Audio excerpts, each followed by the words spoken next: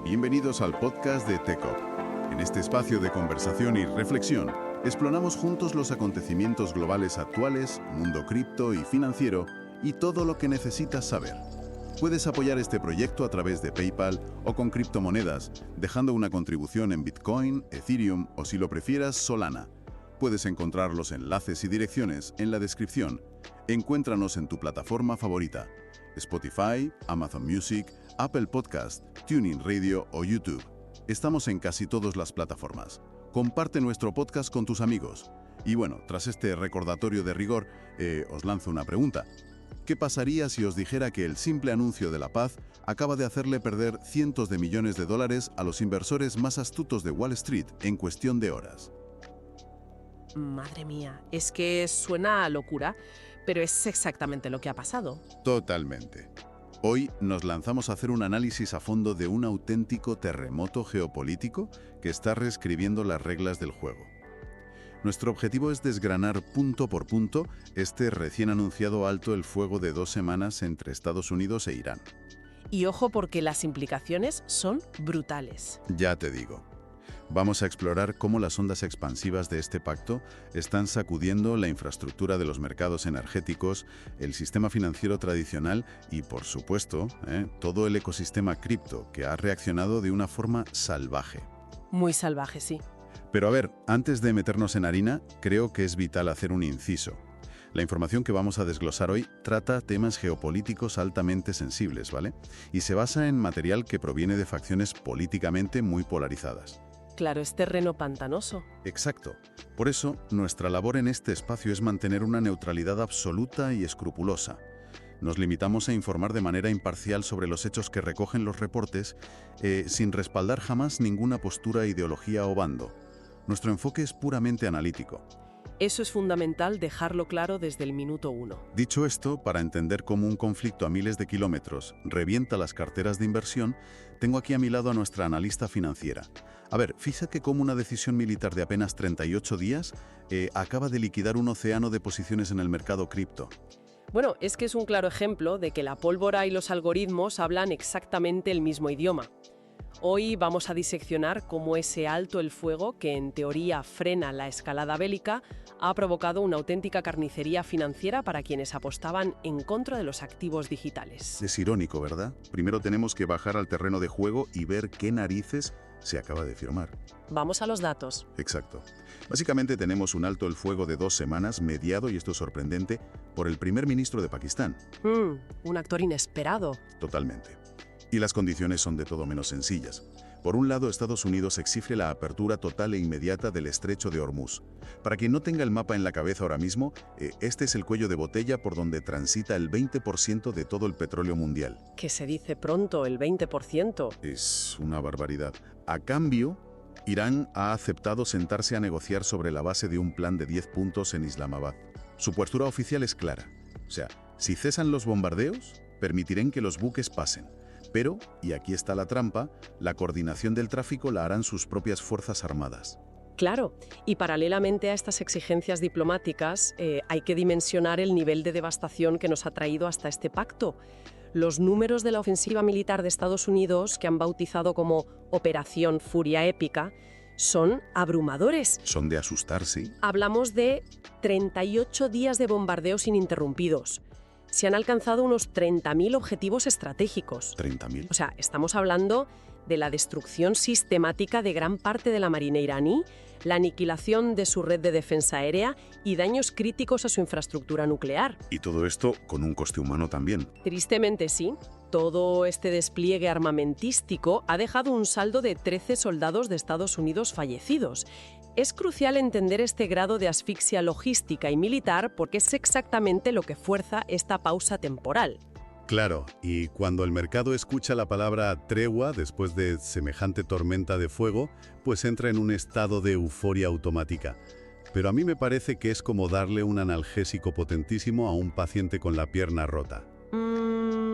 Buena analogía. Es que el dolor desaparece de golpe y el paciente se pone a bailar, pero el hueso sigue fracturado y empeorando por dentro, ¿sabes? O sea, el alivio está ahí, pero el problema estructural ni se ha tocado. En efecto, esa analogía del analgésico describe a la perfección la arquitectura del mercado actual. El mercado financiero adora comprar el alivio a corto plazo sin importarle lo más mínimo el diagnóstico a largo plazo. Totalmente ciegos al futuro. Así es, la reacción en cadena fue inmediata. Fíjate, el petróleo WTI, que es la referencia en Estados Unidos, se desplomó un 15% de golpe, Un 15. cayendo a unos $95 por barril. El Brent cayó un 6%. Y aquí viene el mecanismo interesante que hay que entender. Cuando el precio del crudo se desploma, los algoritmos de Wall Street asumen inmediatamente que la inflación va a bajar. ¿Y si la inflación baja? Exacto, si la inflación baja, los bancos centrales no subirán los tipos de interés. En consecuencia, el dinero fluye a raudales hacia activos de riesgo, disparando índices bursátiles globales como el S&P 500 y el Dow Jones. Pero a ver, como analista de noticias, aquí hay algo que me parece de una ingenuidad pasmosa por parte de Wall Street.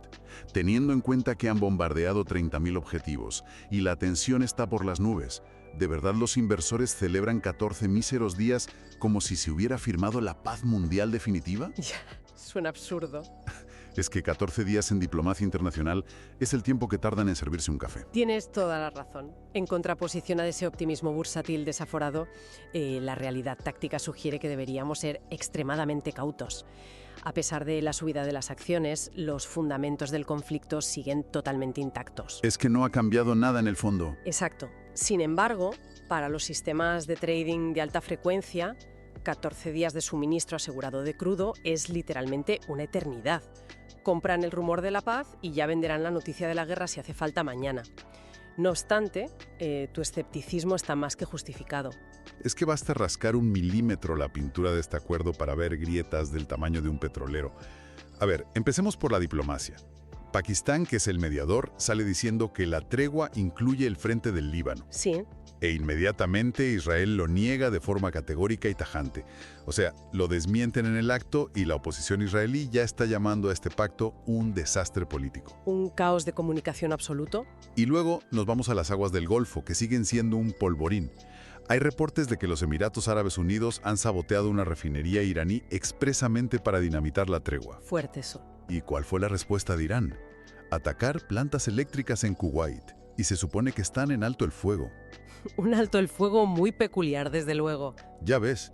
Y por si fuera poco, dentro de las propias fronteras de Estados Unidos, el FBI ha lanzado advertencias claras sobre amenazas persistentes de origen iraní, algo a lo que la Casa Blanca ha decidido quitar hierro públicamente. Es que lo fascinante de esta dicotomía es cómo el caos diplomático y las explosiones físicas chocan frontalmente con esa ilusión de normalidad que te venden en Wall Street. Pese al innegable entusiasmo en las pantallas de cotización, afirmar que el estrecho de Hormuz vuelve a estar abierto es una falacia técnica. Claro, no es abrir una puerta y ya está. Para nada. Las infraestructuras de extracción, refino y logística portuaria no se reparan con firmas en un papel. Han sufrido daños estructurales masivos que requerirán años de reconstrucción. Y aquí entra en juego una perspectiva fundamental que nos llega desde Asia. Cuéntame. Un influyente empresario y exminero chino ha declarado sin tapujos que Estados Unidos peca de soberbia al celebrar esto. Su pronóstico es que Irán, amparándose en ese control coordinado del que hablabas antes... Sí, lo de que ellos coordinan el tráfico. Eso es, pues va a emular la crisis del Canal de Suez del año 1956, imponiendo peajes de $2 millones por cada buque que intente cruzar. Ostras, madre mía, detente ahí. $2 millones de peaje por barco. Sí, has olido bien. Todos en el bolsillo mañana mismo. Un sobrecoste así en la principal arteria energética del planeta significa que llenar el depósito del coche, comprar comida en el supermercado o pedir un paquete de Amazon va a costar muchísimo más. Claro. O sea, el coste del flete marítimo se trasladaría inmediatamente al consumidor final. Indudablemente. Por consiguiente, mientras Nueva York celebra hoy que el barril cueste $15 menos, el tablero geopolítico a largo plazo apunta a una disrupción brutal. Es que es un espejismo. Totalmente. Recordemos que en 1956 la nacionalización del Canal de Suez alteró para siempre la hegemonía comercial del Imperio Británico y Francia. Si este régimen de peajes se consolida en Hormuz, estaríamos ante un evento de proporciones similares, alterando el equilibrio de poder global y, sobre todo, encareciendo estructuralmente la vida en Occidente. ¡Qué barbaridad! Y bueno, antes de analizar hacia dónde corre a refugiarse el capital cuando las rutas comerciales del mundo físico colapsan, hagamos una breve pausa. A todos los que nos estáis escuchando y valoráis esta profundidad en el análisis, os recordamos que estáis sintonizando el podcast de TechShop. Eso es. Si queréis apoyar el proyecto para que podamos seguir destripando la realidad global sin filtros, podéis hacer vuestras contribuciones a través de PayPal y, por supuesto, haciendo honor a los temas cripto que tratamos, podéis apoyarnos directamente enviando criptomonedas. Aceptamos aportes en Bitcoin, Ethereum y también en la red de Solana. Así es, no hay excusa. Tenéis todos los enlaces y las direcciones exactas en la descripción del contenido. Y bueno, retomando la locura que comentábamos. Sí, retomando esto, porque si el mundo físico está lleno de refinerías ardiendo y peajes millonarios, el dinero tiene que buscar una salida de emergencia. Y esa salida ha sido el mundo digital. Tenemos una noticia espectacular hoy. Nada más anunciarse el alto el fuego, Bitcoin rompió la barrera de los $72.000. Un subidón tremendo. Y este movimiento destrozó por el camino $425 millones en posiciones en corto. A ver, antes de seguir, explícanos de forma sencilla qué significa esto de las posiciones en corto, porque es clave para entender la subida. Claro. A ver, el mecanismo es perverso pero fascinante. Ponerse en corto significa que un inversor toma prestado un activo, en este caso Bitcoin, y lo vende hoy, apostando a que el precio caerá en el futuro. O sea, apuestan en contra. Eso es. Su idea es comprarlo más barato después, devolver el préstamo y quedarse con la diferencia. Pero, ¿qué pasa si se anuncia un alto el fuego y el precio sube violentamente? Pues que se pillan los dedos. Exacto. Estos inversores entran en pánico porque están perdiendo dinero a espuertas. Para frenar la sangría, los algoritmos les obligan a comprar Bitcoin de inmediato y a cualquier precio para poder devolver ese préstamo. Claro, tienen que cubrirse. Eso es. Esta avalancha de compras forzadas empuja el precio aún más arriba, lo que liquida a más inversores en corto, creando un efecto dominó alcista brutal. Es lo que en el argot llamamos un short squeeze o un estrangulamiento de posiciones cortas. Y ese estrangulamiento no ha sido un caso aislado para Bitcoin, ¿eh? Se ha llevado por delante a todo el mercado arrastrando con fuerza a Ethereum, a Solana y a XPR. O sea, es como si todas las criptos hubieran absorbido la energía liberada por el cese de los bombardeos. A pesar de la evidente correlación con las noticias geopolíticas que comentas, hoy, 8 de abril de 2026, hay un motor financiero mucho más profundo impulsando este cohete, y no tiene absolutamente nada que ver con Irán. Ah, ¿no? Cuenta. Fíjate, hoy sale al mercado de forma oficial el fondo Morgan Stanley Bitcoin Trust, que es un ETF al contado, y lo hace lanzando una auténtica declaración de guerra a la competencia. Han puesto una comisión de gestión del 0,14%. Un 0,14%. Ostras, eso es reventar el mercado desde el minuto 1 para robarle clientes a la competencia, ¿no? Absolutamente. Es una estrategia de precios casi depredadora. En contraposición a esa tarifa, el gigante absoluto del sector hasta hoy, que es el fondo BIT de BlackRock, cobra un 0,25% y administra la salvajada de $55.000 millones. Madre mía, qué cifras. Sin embargo, no podemos subestimar lo que Morgan Stanley pone sobre la mesa hoy. No es solo un ETF más. Morgan Stanley cuenta con una red de gestión patrimonial que mueve unos $7 billones.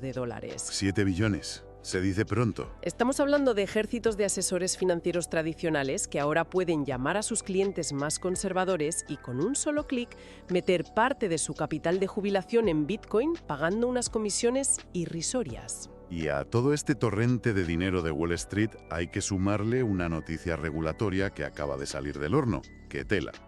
La Corporación Federal de Seguro de Depósitos, la FDIC, acaba de proponer unas normativas bajo la nueva ley Genius. Muy importante eso. Lo que están dictando es que las stablecoins, que básicamente son criptomonedas diseñadas para mantener un valor idéntico al dólar, tengan que estar respaldadas uno a uno con dinero en efectivo real en los bancos. Claro, respaldo total. Exacto. Esto les da un halo de legitimidad y seguridad que abre las puertas de par en par a la adopción masiva por parte del ciudadano de a pie. Pero a ver, freno un momento, que aquí hay algo que no me cuadra. Dime. Si tienes a Morgan Stanley peleando por céntimos de comisión con BlackRock y al gobierno regulando las stablecoins con los bancos, ¿no crees que Bitcoin acaba de perder toda su magia? Interesante punto. O sea, ya no es ese dinero rebelde e incensurable fuera del sistema. Parece que se ha convertido en un producto bancario aburrido, empaquetado para que los ricos se hagan más ricos. Bueno, esa es la gran paradoja filosófica de nuestro tiempo, sin duda.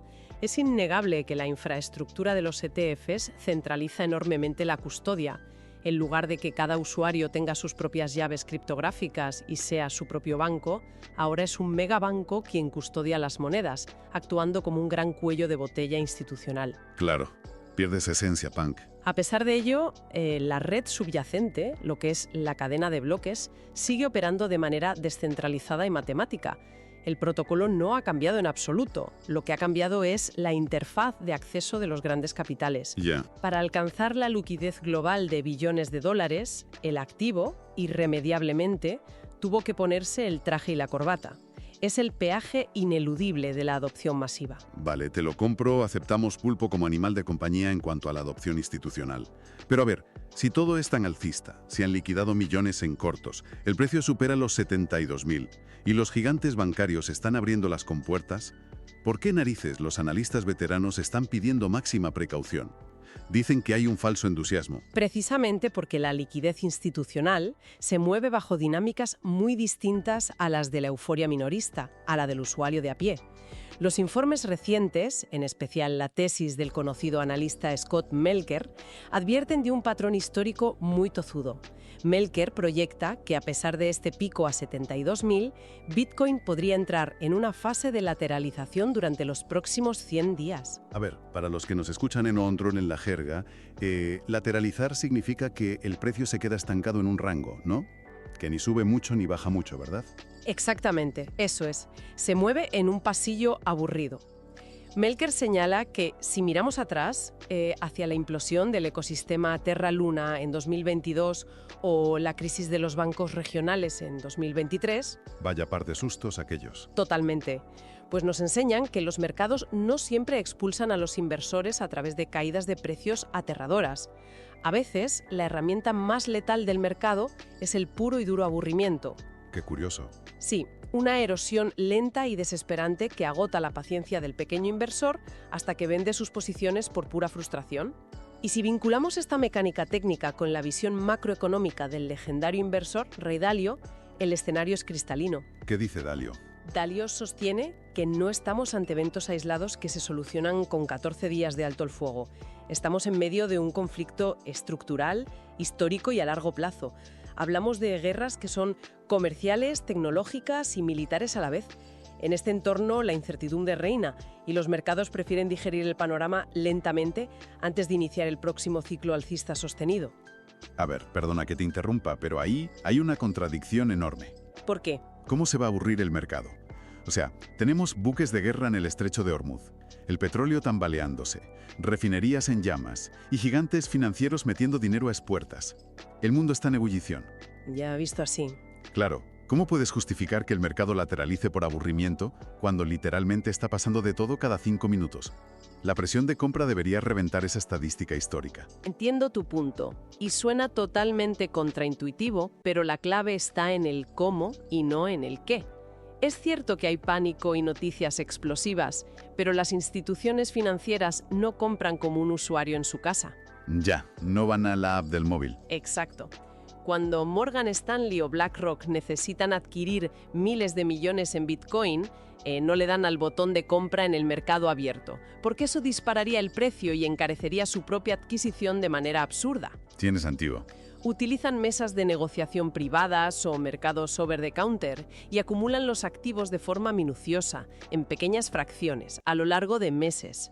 Por el contrario, frente a un panorama geopolítico estructuralmente frágil como el que describe Dalio, el gran capital prefiere acaparar liquidez y esperar a que el polvo se asiente. O sea que juegan a otra liga. Totalmente. Así que, mientras el inversor minorista se vuelve loco y se aburre porque el precio en pantalla no se mueve tras las noticias, las ballenas financieras están acumulando lenta y silenciosamente en las sombras. Ostras, qué interesante verlo desde esa perspectiva. Y si me permitas, me gustaría conectar esta profunda dinámica financiera con el tablero militar del que hablábamos al principio, para dejar a los oyentes con una reflexión final. Adelante, soy todo oídos. Si aceptamos que el mundo físico se está fracturando, que el estrecho de Hormuz podría quedar estrangulado bajo peajes millonarios y que nuestra infraestructura energética es crónicamente frágil, es posible que el verdadero catalizador para la adopción masiva de la tecnología blockchain no provenga de la especulación con Bitcoin. ¿Qué tal si la auténtica revolución llega cuando los países y las grandes corporaciones se vean obligados a usar esas stablecoins respaldadas uno a uno como la única vía neutral, rápida y sin riesgo de censura para liquidar el comercio internacional en un planeta cada vez más hostil? Ostras, ese planteamiento le da la vuelta a todo, ¿eh? O sea, ya no hablaríamos de usar criptomonedas para hacernos ricos, sino de usarlas como la única balsa de salvación operativa para que el comercio global no colapse en tiempos de guerra fría comercial. Exacto. Supervivencia económica pura. Menuda bomba para reflexionar. Con este tremendo enfoque cerramos nuestra sesión analítica de hoy.